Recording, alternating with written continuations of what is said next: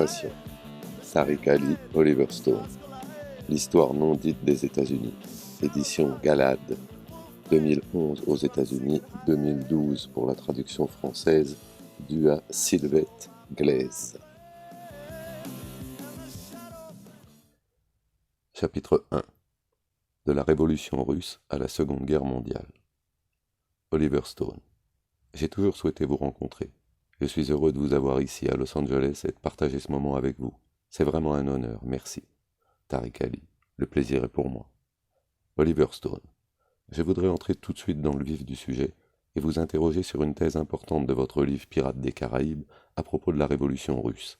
Quelles ont été ses conséquences pour l'Amérique et quelles ont été ses conséquences pour le monde? Tariq Ali. Parlons de la Première Guerre mondiale, qui fut le seul événement majeur du XXe siècle à ne pas être reconnu comme tel.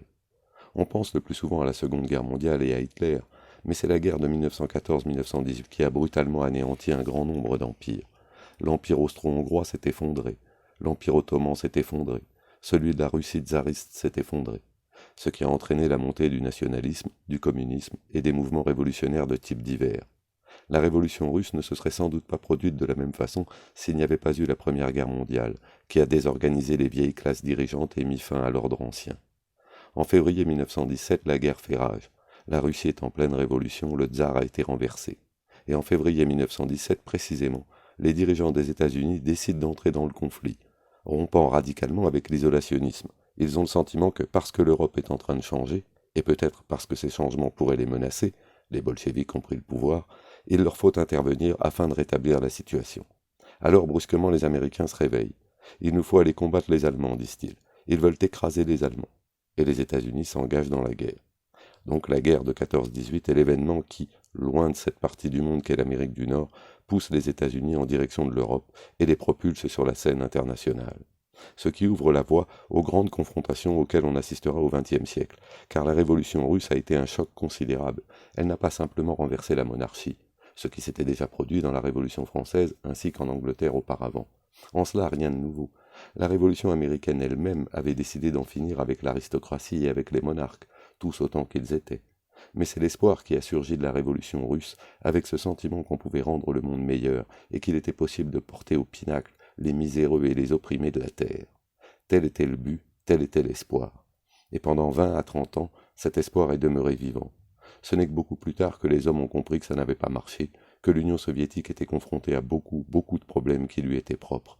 Mais la seule foi dans un mouvement ouvrier international plus puissant a eu d'énormes conséquences dans le monde, y compris aux États-Unis. Et pas seulement pour les dirigeants politiques, pas seulement pour les patrons d'industrie, pour le mouvement ouvrier aussi. Il ne faut pas oublier qu'existait aux États-Unis une très forte tradition du militantisme ouvrier. Il y avait les Wobblies, The Industrial Workers of the World, les travailleurs de l'industrie du monde, qui réunissaient dans un grand syndicat unique l'ensemble des migrants venus de tous les horizons. Le Wobbly Joe Hill reprenait les cantiques de l'armée du salut qu'il détournait. « Il y aura du gâteau là-haut quand tu mourras ». Ces chansons ont rendu vivant le mouvement des travailleurs aux États-Unis, et ont soudé entre elles des populations originaires de toute l'Europe qui ne parlaient pas la même langue. Allemands, Anglais, Norvégiens, Suédois. Ils ont formé une seule et même famille. Il y avait aussi beaucoup de répression. On en parlait peu, mais il y avait une forte répression organisée par les patrons aux États-Unis contre la classe ouvrière américaine dans les années 20 et 30.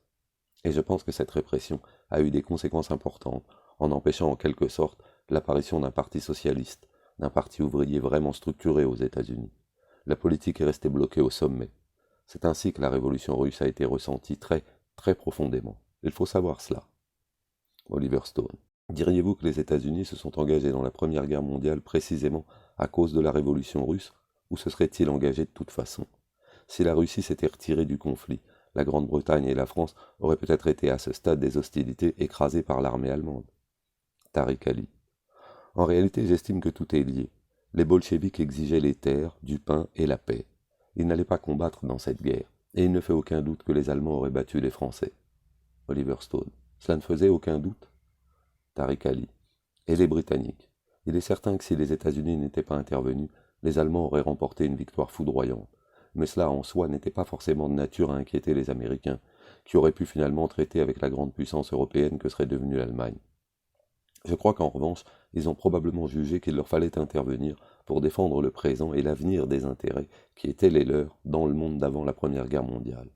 Les intérêts des États-Unis se trouvaient pour l'essentiel sur leur propre territoire, ainsi qu'en Amérique du Sud, qu'ils appelaient leur arrière-cour. Oliver Stone. Les États-Unis ont semble-t-il prêté à la Grande-Bretagne de fortes sommes d'argent durant la Première Guerre mondiale. Les titres s'élevaient à plusieurs milliards de dollars de l'époque, je crois. Ces prêts n'auraient pas été remboursés si l'Allemagne avait gagné la guerre. Un arrangement aurait-il pu être conclu avec l'Allemagne? Tariq Ali. Je pense qu'il y avait moyen de trouver un arrangement. Mais la révolution russe a sans doute été une préoccupation majeure.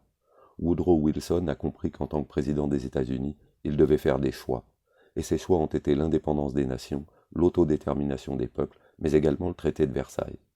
Le traité de Versailles a été soutenu par Wilson, et les sanctions contre l'Allemagne furent directement responsables de la montée du fascisme. C'est incontestable, je crois. Le traitement infligé aux Allemands a nourri un sentiment national extrêmement violent en Allemagne, qui a par la suite abouti au Troisième Reich. Toute la propagande nazie mettait à ses débuts l'accent sur la brutalité qui s'exerçait contre les Allemands. Le peuple allemand est puni, la nation allemande est punie, la race allemande est punie. Et ce sont les Américains, les plutocrates juifs de New York et leurs amis en Allemagne qui se sont coalisés contre nous. Cette question est capitale. Si le traité de Versailles avait été plus équilibré, ou, disons, si les États-Unis avaient fait en Europe après la Première Guerre mondiale ce qu'ils ont fait après la Seconde Guerre mondiale, et déclaré « Nous sommes tout à fait prêts à commercer avec vous et à vous aider à vous reconstruire », qui sait quelle aurait été la suite? Or, si le traité de Versailles a été l'une des données de l'accession des nazis au pouvoir, l'autre donnée a sans aucun doute été la peur du bolchevisme. Les décisions prises par la grande industrie allemande et par une bonne partie de l'aristocratie allemande, dont on ne reconnaît pas toujours qu'elles se sont mobilisées en faveur d'Hitler et qu'elles l'ont porté à la tête du pays, s'expliquent par le fait qu'elles craignaient une révolution en Allemagne en l'absence de leur soutien. Regardez ce qui s'est passé en Russie. Ils vont nous couler, se sont-ils dit. Et donc mieux vaut suivre ce type qui nous protégera des bolcheviks. La révolution russe a eu pour conséquence une montée en puissance massive du mouvement des travailleurs allemands. Une scission s'est opérée au sein de ce mouvement entre un courant pro-bolchevique et un courant social-démocrate plus traditionnel. Or, si l'on considère l'ensemble de la propagande des nationalistes et des fascistes allemands, la menace est toujours présentée comme venant d'une conspiration bolchevique juive allemande. Ainsi, les juifs ont-ils endossé deux rôles. Ils ont été tantôt des plutocrates, tantôt des bolcheviks. Les pamphlets et tout ce qui s'est écrit visaient en Allemagne la conspiration bolchevique juive. C'est ce qui a mené droit à la Seconde Guerre mondiale. Oliver Stone. Hitler n'était-il pas dans une certaine mesure apprécié en Angleterre, et Mussolini aux États-Unis? La Banque d'Angleterre et la Banque des règlements internationaux ont donné l'impression de soutenir Hitler. Tariq Ali. Absolument. Je consultais l'autre jour la première biographie de Mussolini, parue en Angleterre en 1926. Elle est préfacée par l'ambassadeur des États-Unis en Italie, qui écrit à propos de Mussolini qu'il est l'un des plus grands dirigeants que l'Europe ait produit et qu'il est la voie de l'avenir, en grande partie parce que considéré comme un bastion contre le bolchevisme et la révolution, à l'instar même d'Hitler. Winston Churchill vouait un culte à Mussolini. Vous trouverez dans cette biographie des citations dans lesquelles il le qualifie de personnage de premier plan, et que nous soutenons, explique-t-il, car il est nécessaire. Churchill a pour habitude de dire les choses comme il les pense. Si les masses bolcheviques doivent être tenues à distance, alors, poursuit-il, nous avons besoin de gens comme Benito Mussolini. Plus tard, au cours de la guerre, Mussolini ressortira ses déclarations pour rappeler à Churchill qu'il fut un temps où le leader du peuple britannique l'appréciait. Que s'est-il passé? Et pareillement pour Hitler. Il existait dans la classe dirigeante britannique un courant très puissant favorable à une entente avec Hitler. Avant d'abdiquer, le roi Édouard VIII ne cachait pas son admiration pour les nazis. Après son abdication, il est allé rendre visite au Führer. Il y a des photographies le montrant lui et son épouse en sa compagnie, se faisant photographier avec lui. La raison en est toujours la même. L'ennemi numéro un auquel nous sommes tous confrontés, disent-ils, est le bolchevisme et la révolution russe, et donc tout ce qui peut les contenir est bon à prendre. Chez les Britanniques, les partisans de la conciliation, comme on les a appelés par la suite, étaient des politiciens d'extrême droite, mais qui avaient leur logique. Ils estimaient que si Hitler pouvait être utilisé contre les Russes, ce serait fantastique. Servons-nous de lui pour nous débarrasser de l'Union soviétique, ensuite on discutera. Ce qu'ils n'avaient pas saisi, c'est que s'il en avait été ainsi, l'Union soviétique serait peut-être effectivement tombée, mais Hitler serait alors devenu tellement puissant qu'il n'aurait fait qu'une bouchée de l'Europe. Si l'on regarde du côté de la France, quand les nazis ont envahi le pays, il existe des films d'archives montrant Hitler dans la France occupée. On voit des foules enthousiastes l'acclamer ici ou là. Il a fallu des années pour que De Gaulle et les communistes se ressaisissent et que la résistance s'organise. Mais l'antisémitisme traditionnel des Français et leur nationalisme ont constitué le fondement du régime de Vichy et de la collaboration avec Hitler, que la France a dans son ensemble plutôt bien vécu. C'est quelque chose dont on ne parle pas trop, mais qu'il est important de savoir. Oliver Stone. Vous avez écrit sur l'échec de la révolution russe, et vous n'évoquez pas uniquement les 15 ou 16 armées d'invasion, mais les changements qui se sont faits jour quand Staline a pris le pouvoir et leurs conséquences pour la classe ouvrière. Tariq Ali. Ce qui s'est passé en Union soviétique, c'est que la révolution était isolée. Il en va certes ainsi de toutes les révolutions qui, lorsqu'elles se produisent, voient se dresser contre elles tout un ensemble de pouvoirs. C'est arrivé à la Révolution française, et la Révolution américaine a rencontré ce problème face aux Britanniques. En ce qui concerne la Révolution française, une fois la monarchie renversée et la République instaurée, il n'est pas un monarque en France qui n'ait vu en elle une menace, qui n'ait tremblé de peur. Ainsi aviez-vous les Allemands, les Russes, les Anglais, les Austro-Hongrois, qui ont cherché à former une coalition réactionnaire afin de prendre en tenaille la Révolution française et de la faire capoter. À la tête de cette coalition, l'aristocratie prussienne, les Junkers toujours prêts quand on a besoin d'eux. C'est ce qui s'est passé avec la Révolution russe. Toutes les puissances européennes ont entrepris de la faire échouer, alors même qu'elles venaient de sacrifier des millions de vies dans le conflit absurde qu'a été la Première Guerre mondiale. Des millions de tués dans ce conflit pour que les puissances coloniales européennes acquièrent davantage encore de colonies, ou qu'elles conservent celles qu'elles possédaient. Mais cela n'a pas empêché ces pays d'essayer d'étouffer une révolution russe à peine née.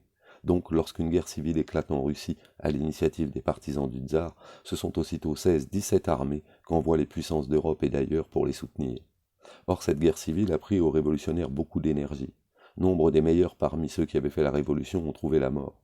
On est alors allé chercher les moins expérimentés, des recrues pour la plupart issus de la paysannerie, et on les a installés à des postes de pouvoir, mais il leur manquait un certain nombre de vieilles traditions de la classe ouvrière russe. Historiquement, le fait est que beaucoup de travailleurs de Pétrograd, qui ont été à l'origine de la Révolution, ont trouvé la mort dans cette guerre civile.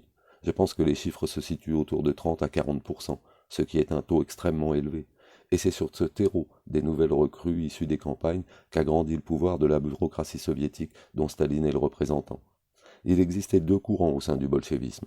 L'un soutenait qu'en aucun cas il n'était possible de faire émerger un socialisme propre à la Russie, et donc qu'il ne fallait rien tenter dans ce sens avant d'obtenir le soutien de l'Allemagne ou de la France, avant que la révolution ne s'étende. Nous avons besoin des autres, disait-il, parce que nous sommes un pays arriéré. Nous avons besoin des travailleurs de l'industrie allemande pour avancer. Mais avec la défaite de la révolution allemande dans les années 1920, cette idée a été abandonnée, et un deuxième courant a vu le jour, affirmant qu'il était possible de construire le socialisme d'un seul pays. Ce courant, c'était le stalinisme. Oliver Stone. En quelle année la révolution russe a-t-elle échoué? Tariq Ali. Je dirais que la fin des espoirs de la révolution russe date probablement de 1929 ou 1930, quand les grands programmes de collectivisation ont commencé. La collectivisation a été au fond un constat d'échec, et la brutalité avec laquelle elle a été imposée à la paysannerie russe a laissé des traces très profondes dans beaucoup de campagnes, ce qui explique que lorsque les Allemands sont entrés en Ukraine, ils ont été accueillis en libérateurs. Et s'ils n'avaient pas été aussi réactionnaires et aussi impitoyables, ils auraient pu avoir un rôle à jouer. Mais parce que les Allemands considéraient les Slaves comme un peuple inférieur, leur compte a été réglé. Oliver Stone. Certaines de ces positions ne s'inspirent-elles pas de la politique du roi Léopold II au Congo belge? Tariq Ali. L'Europe considérait comme inférieurs les peuples colonisés. Le roi Léopold II, à la différence des autres dirigeants de pays coloniaux, avait en réalité fait du Congo sa propriété privée. Ce n'était pas la Belgique qui possédait le Congo, c'était le roi. C'était la famille royale de Belgique. On parle de 6 millions de Juifs qui ont trouvé la mort au XXe siècle, on ne parle jamais des Congolais. Et les chiffres que donne Adam Hochschild dans son livre Les fantômes du roi Léopold sont de l'ordre de 11 à 12 millions au moins de personnes tuées par les Belges au Congo. Il y a eu un véritable génocide dans ce pays. Oliver Stone. Tués par les leurs peut-être, dans des guerres tribales? Tariq Ali. Non, ils ont bien été victimes des Belges qui cherchaient à exploiter le latex dans les plantations. Les mauvais traitements, le décompte des morts à l'intention du roi, tout est répertorié. On coupait pour preuve les mains ou les pouces qu'on expédiait par colis en Belgique. Oliver Stone. Donc, pour revenir à l'Union soviétique, son plus grand ennemi, diriez-vous, a peut-être été l'Angleterre dans les années post-révolutionnaires. Tariq Ali. Je pense que l'Angleterre a sans doute été le plus intelligent et le plus lucide ennemi de la révolution russe, évaluant à sa juste mesure la menace qu'elle représentait. Mais les Allemands ne venaient pas loin derrière. Je crois que parce que l'Angleterre ne fut jamais véritablement menacée par une révolution, le choc de la révolution russe n'a pas été aussi violent en Grande-Bretagne qu'il l'a été sur le continent européen. Le risque certes existait, mais la raison pour laquelle les Britanniques haïssaient les Soviétiques était surtout liée au danger qu'ils faisaient courir à l'Empire. Car les peuples colonisés d'Afrique et d'Asie en particulier voyaient dans la révolution russe une lueur d'espoir, et cela a suscité beaucoup de panique en Grande-Bretagne. En 1919, en Afghanistan, un roi du nom d'Amanullah, très impressionné par la révolution russe, ouvrit des négociations avec Lénine pour demander de l'aide contre les Anglais. Son épouse, la reine Soraya, déclara qu'il fallait suivre la voie tracée par la Russie et la Turquie et libérer les femmes. Rédigée en 1919, la constitution du pays devait donner le droit de vote aux femmes. Si ce texte était passé, les femmes d'Afghanistan auraient pu voter avant que ce droit n'ait été accordé aux femmes en Amérique et certainement en Europe également. Mais les Britanniques ont estimé qu'on allait là dans une très mauvaise direction, et ils ont organisé une révolte tribale pour se débarrasser de ce roi et de cette reine en Afghanistan. Oliver Stone. Les forces britanniques qui ont envahi Bakou pour protéger les champs de pétrole étaient-elles une armée sanguinaire, qui a été responsable du très grand nombre de tués parmi les révolutionnaires russes? Tariq Ali. Je pense que les Britanniques ne sont pas seuls responsables, mais ils ont joué un rôle considérable, en particulier durant la guerre civile au début de la Révolution. Leur pays avait sacrifié dans la Première Guerre mondiale une génération entière d'hommes jeunes. Cela ne les a pourtant pas arrêtés, car ils jugeaient extrêmement grave la menace. Un État révolutionnaire dans la région, c'était la fin de l'Empire britannique, et l'Empire devait être préservé à tout prix. Ce que les Britanniques n'ont pas vu, c'est que l'entrée en guerre des États-Unis dans la Première Guerre mondiale a été en fait, quand on regarde cela aujourd'hui, un coup mortel porté à l'Empire, qui a montré que les Britanniques n'étaient plus capables de s'imposer seuls dans le monde. Ils avaient désormais besoin des États-Unis. Mais les Britanniques ont pensé pouvoir manipuler les États-Unis. C'est une jeune puissance, nous l'avons créée, ces gens parlent notre langue, nous avons, nous, l'expérience. Nous les amènerons à penser comme nous. Bien entendu, les Américains en ont ri entre eux. Ils savaient que rien ne se passerait ainsi. Oliver Stone. Pouvez-vous parler du rôle joué par Woodrow Wilson lorsqu'il a envoyé des troupes en Russie? Tariq Ali. Les États-Unis, et assurément leur patron d'industrie, ont considéré comme un danger l'existence même de l'Union soviétique après 1917. Non tant par crainte d'une influence sur le pays, encore que des effets se soient fait sentir. Souvenons-nous que c'est sous la présidence de Wilson que le directeur du FBI et le garde des Sceaux ont expulsé un grand nombre d'Italiens en invoquant une prétendue menace anarchiste ou bolchevique. Les travailleurs migrants originaires d'Europe qui avaient des activités syndicales dans les villes américaines étaient délogés en pleine nuit et expulsés du pays. C'était une réaction de panique, car il n'existait aucun véritable danger que soit créé un grand parti bolchevique aux États-Unis. Mais on ne voulait pas prendre le risque. Et évidemment, quand on panique à ce point, l'État panique, les politiques paniquent, les patrons d'industrie paniquent, et puis ils ont réfléchi. Que faire? Décapiter cet animal tentaculaire? Il faut déstabiliser l'Union soviétique. Wilson était déterminé à s'opposer à une révolution russe à peine éclose. Pourtant, il n'a pas réussi. Et bien sûr, la révolution russe s'est ensuite tragiquement détruite elle-même dans les années 30. Mais cela n'a vraiment été flagrant qu'à partir des années 1950 et 1960. Ainsi, cette idée d'une réelle menace pour l'Occident a-t-elle persisté et a-t-elle évidemment nourri le grand mythe de la guerre froide, cette idée que les Russes aient eu des visées révolutionnaires en Europe. C'est la raison pour laquelle l'OTAN a été créée, la raison pour laquelle il nous a fallu construire un énorme complexe militaro-industriel capable de protéger les États-Unis et de les défendre contre l'Union soviétique. Alors que nous savons aujourd'hui, grâce aux archives qui ont été rendues publiques, que cette peur était absurde. Oliver Stone. Les Américains ont-ils, à votre connaissance, réussi à détruire quelque chose en Russie? Tariq Ali. Très peu de choses. Ils ont soutenu les armées qui sont entrées en Russie. Ils ont aidé les contre-révolutionnaires pendant la guerre civile. Mais en termes de destruction réelle, cela a été minime en comparaison de ce qui s'est passé ensuite, durant la guerre froide. Rien du niveau du Vietnam ou de la Corée, sans parler du Japon à la toute fin de la Seconde Guerre mondiale. Mais il est également important de savoir que la guerre au début des années 20 n'était pas ce qu'elle est à l'heure actuelle. Il y avait en tout et pour tout la mitrailleuse et le canon de Gatling. C'étaient les armes qu'on utilisait à l'époque et qui terrifiaient à juste titre, mais qui n'avaient pas la sophistication de celles d'aujourd'hui. Ces guerres faisaient néanmoins de nombreuses victimes, car beaucoup de blessés mouraient dans les hôpitaux faute de traitement adéquat, ce qui explique les pertes colossales. La puissance aérienne, par exemple, n'était alors quasiment pas utilisée. Oliver Stone. À Bagdad, en 1924, je crois, celui qu'on appelait Harris la bombe, Tariq Ali. Harris la bombe a expérimenté les bombes incendiaires à Bagdad en les larguant sur les tribus kurdes.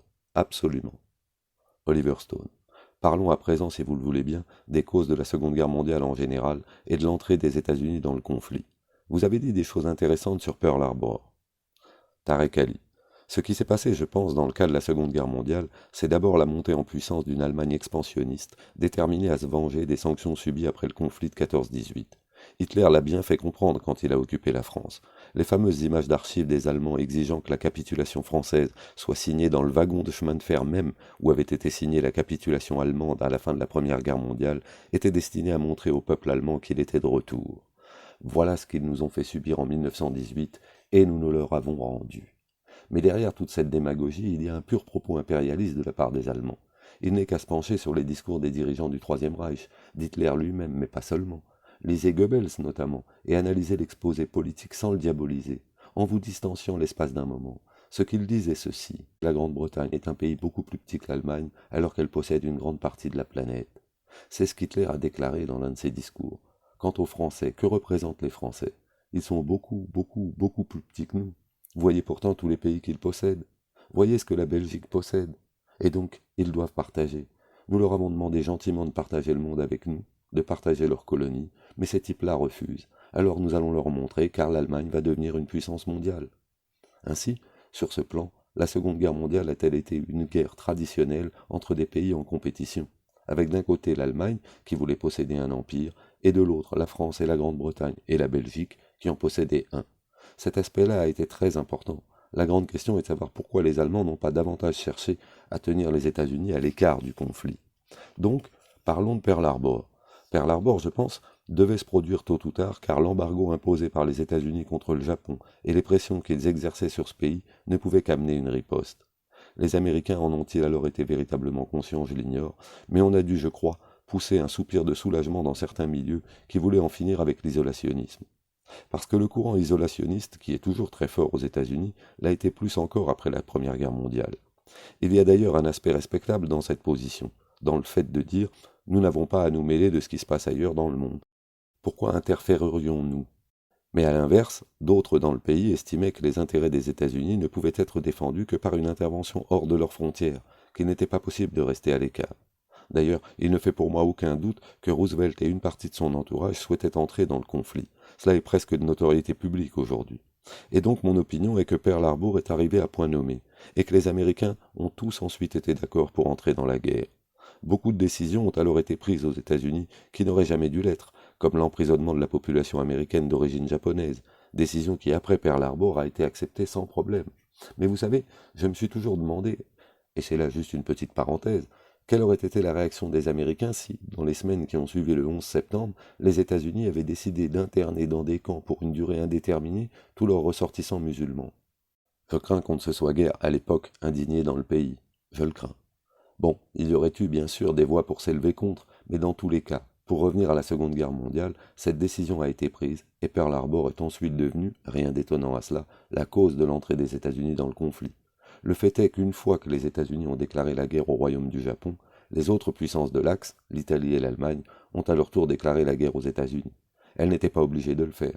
Hitler n'avait pas été informé de l'attaque sur Pearl Harbor. Il aurait pu dire « nous n'y sommes pour rien, nous ne nous en sommes aucunement pris aux États-Unis ». Et pourtant il leur a déclaré la guerre. Ça a été, je pense, une décision irréfléchie, car il y avait en Amérique des gens qui auraient argumenté et demandé qu'on frappe uniquement le Japon, qu'on réagisse dans le seul Pacifique sans s'en prendre à l'Allemagne. Oliver Stone. N'est-il pas étonnant qu'en novembre 1940, Roosevelt ait été élu sur un programme de non-intervention dans le conflit, et cela après que l'Angleterre eut subi des attaques importantes et se fût trouvée en grand péril. Beaucoup laissent entendre que Roosevelt pensait que l'Angleterre allait sombrer. Tariq Ali, oui. Oliver Stone, et qu'il était prêt à lâcher. Tariq Ali, l'Angleterre. Oliver Stone, l'Europe? Tariq Ali, je le crois, oui, et il n'était pas le seul à mon avis. Pour être honnête envers Roosevelt, presque tout le monde pensait que l'Angleterre ne tiendrait pas le choc. Oliver Stone. Et si tel était le cas, alors peut-être Roosevelt a-t-il songé à un monde sans l'Angleterre à la tête de toutes ses colonies? Ces colonies auraient-elles pu passer à Roosevelt? Tariq Ali. Absolument. Je crois que cela a été un grand sujet de discussion au sein de l'élite gouvernementale aux États-Unis.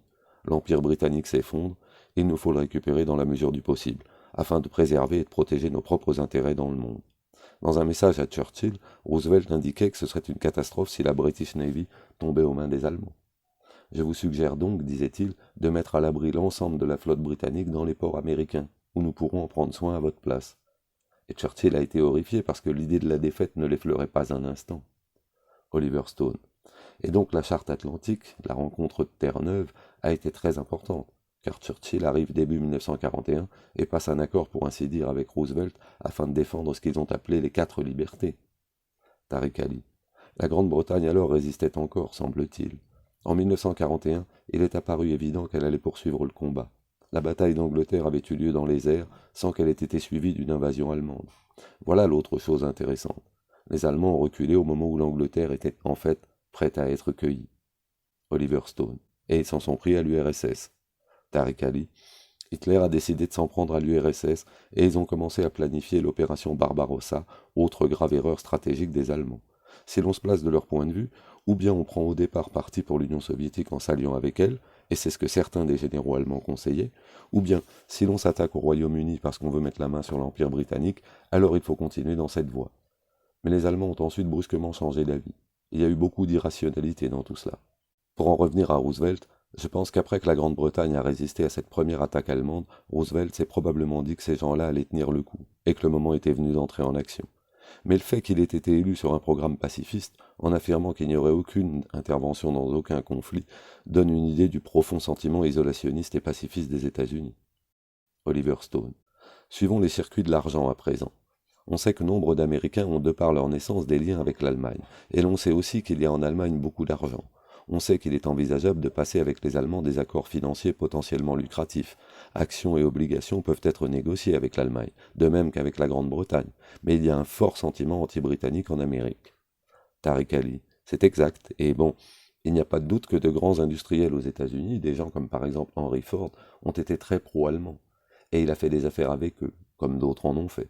Oliver Stone, il y a eu Charles Lindbergh.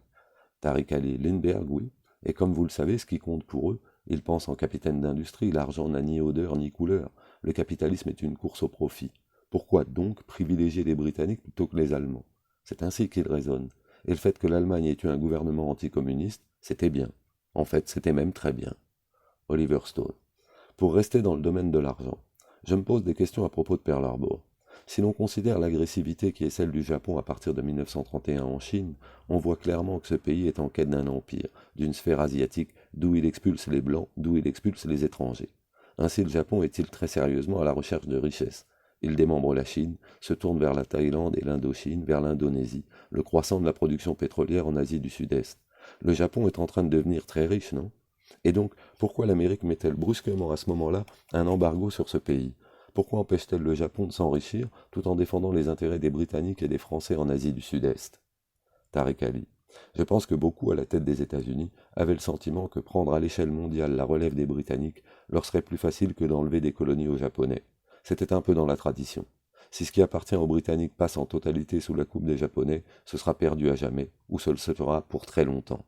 Tandis que si c'est aux mains des Britanniques ou des Français, Oliver Stone, ou des Allemands, Tariq Ali, ou des Hollandais, alors cela devient beaucoup, beaucoup plus facile.